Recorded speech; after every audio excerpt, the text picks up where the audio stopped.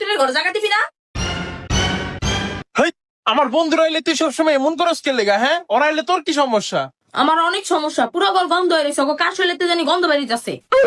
গন্ধ? আমিও তো অনেকক্ষণ ধরে গন্ধ পাইতেছি। এই তো আসলে তোর গন্ধ বেরিয়েছে। এই না না না না, আমার শরীরের তো না। আমার শরীর তো না। আমার তেও না, আমি পারফিউম দিয়েছি। ভাই তুই ওর জিগা, ওরা কেটা কয়দিন ধরে গোসল করে না। দিয়া, তুই কয়দিন ধরে গোসল করস না? আমি 3 দিন ধরে গোসল করি না, কিন্তু আমার গায়ে তো কোনো গন্ধ না, আমি প্রতিদিন পারফিউম দেই। সবুজ যা, তুই কয়দিন ধরে গোসল করস না?